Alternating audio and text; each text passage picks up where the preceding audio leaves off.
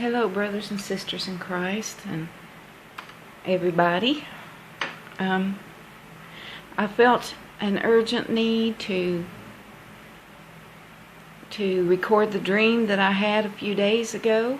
I wasn't going to, but I was watching a video by Bethel a while ago, and she was telling about a lady's video that she had watched that had seen the tribulation, and that there were children no younger than 11 or 12 left on the earth, and that she knew beyond a shadow of a doubt that it was in our generation that the tribulation was coming. And the Lord spoke to me and said, well, now you need to share your dream. And I'm still not sure just about the whole dream. It's a very short dream, but it was very terrifying. And we need to pray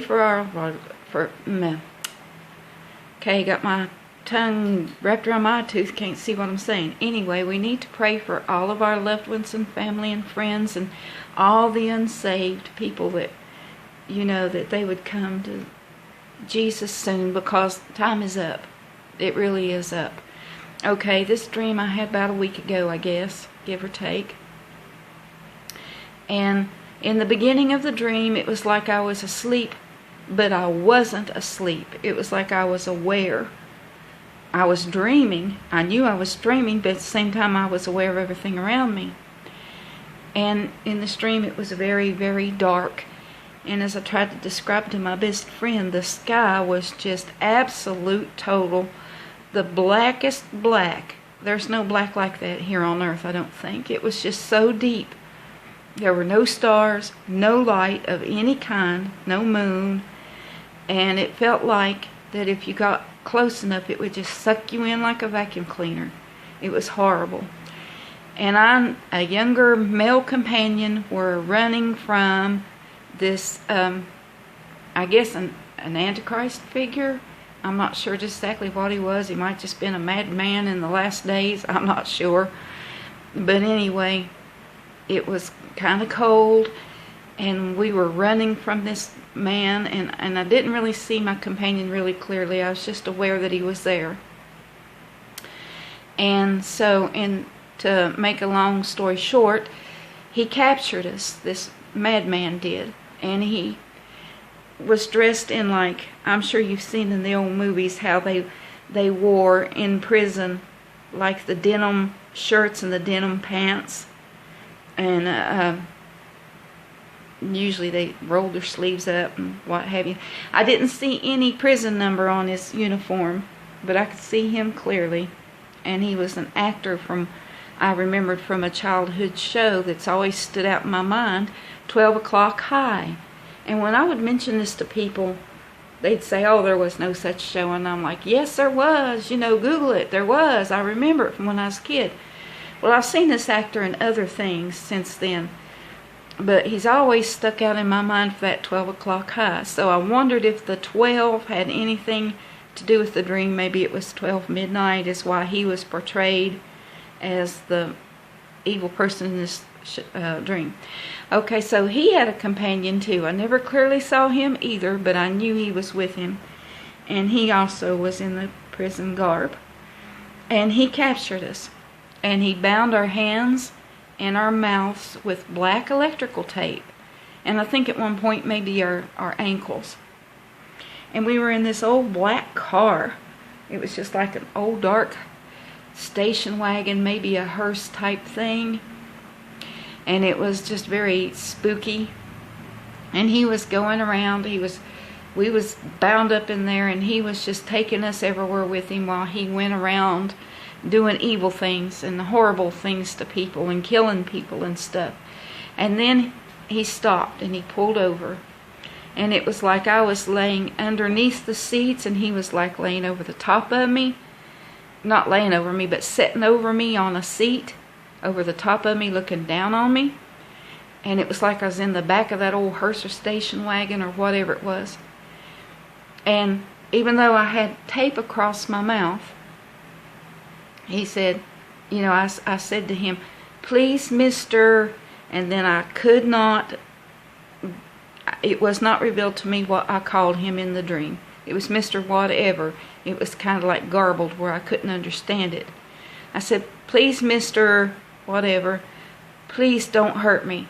And tears were streaming down my face.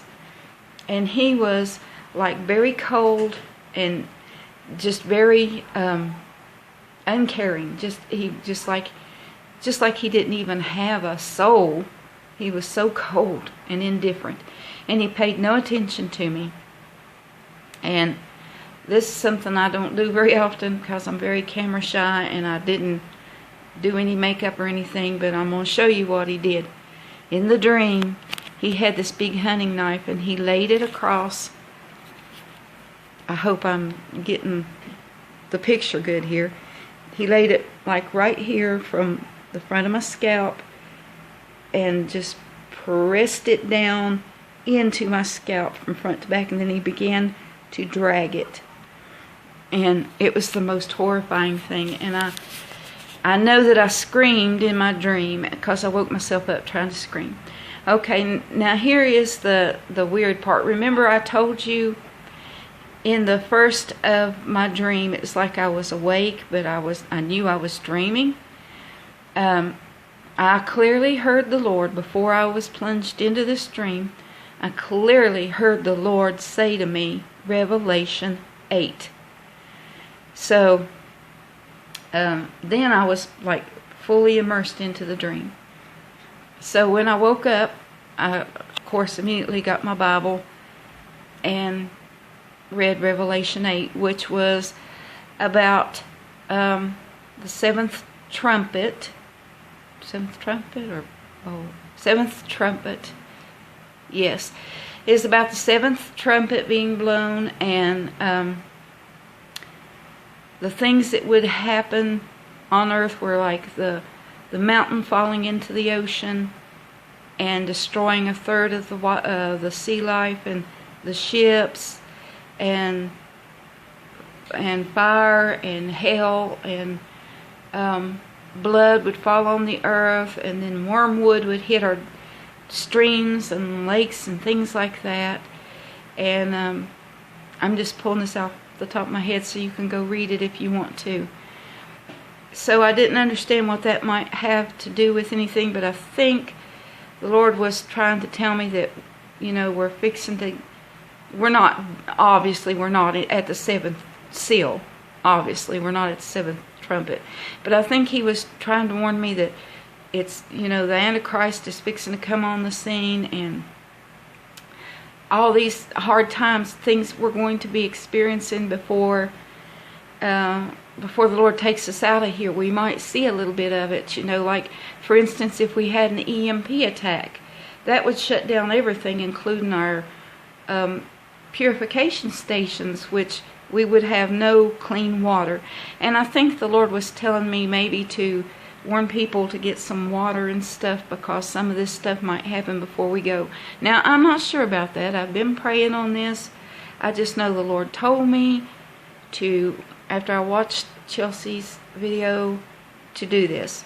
I had some other things that I was needing to do right at the minute, and he said, no, do this first. So I'm being obedient and doing what he said. But I think Revelation 8 was to warn us that we're not going to have water, and that the persecution and the tribulation is not far off, and we need to pray for our loved ones, and we need to get our hearts prepared and be ready to go, because Jesus is coming back anytime, and it's going to be horrible for those left behind. Okay, I have not had time to watch that lady's video yet. She linked it in her video. So I haven't watched it, and I don't know. You can go watch it if you want, but I haven't had time to look at it yet. But it sounds pretty, plausible to me, pretty true. Anyway, family, I just wanted to tell you about this dream, and please, people, get ready. Get ready. Get your hearts ready. If you're not ready, pray for your loved ones. And until next time, I love you and be blessed.